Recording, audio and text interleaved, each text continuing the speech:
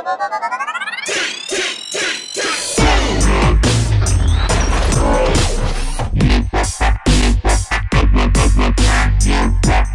guys, xDowsey here, and this is a short-ish video basically just demonstrating something that I forgot to show you in my wireless redstone tutorial. So if you haven't watched that, please go watch that first. There'll be an annotation in the top left corner and a link in the description, because you're not going to understand anything I tell you unless you've watched the tutorial. Anyways, for those who have watched the tutorial, I forgot to show you this, which is basically an 8-way transmitter.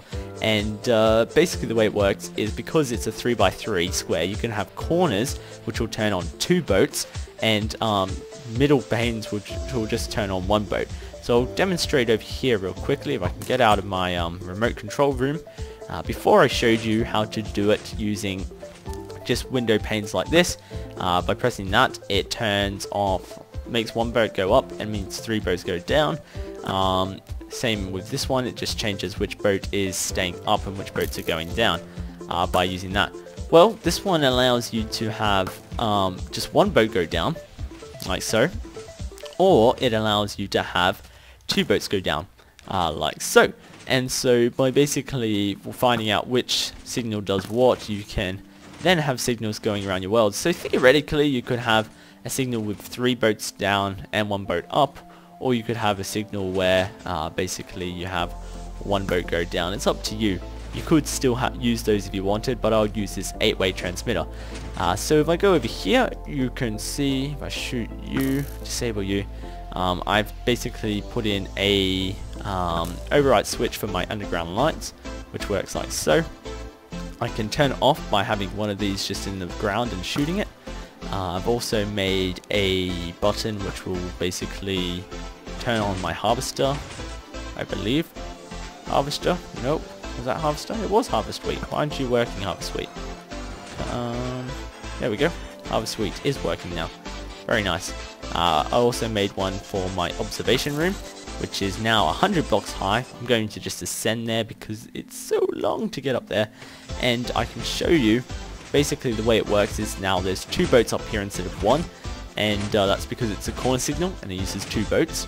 And basically when both the boats are pressing down, it goes into this add gate, turning these 2 redstone torches off, turning this one on, turning this one off, which basically means that the piston retracts. If I turned it off real quick, you notice that the piston has now got power source going into it, meaning it extends and the water source is cut off. So some guys were like, how did you do that, Xdowsey? That's how I did it. Really simple.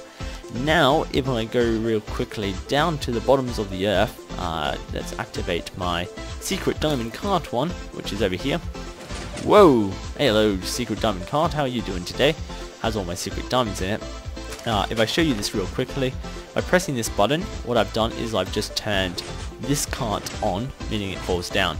Now that could come as a problem, because if you notice when I press the harvest wheat button, that cart stays down, but also this cart goes down as well, meaning that if I was to set things up wrong, which for some reason is set up wrong, you know, my harvest wheat would be going and my secret cart is going. So I'm going to show you how you can counter that in just a sec. We're going to come down here.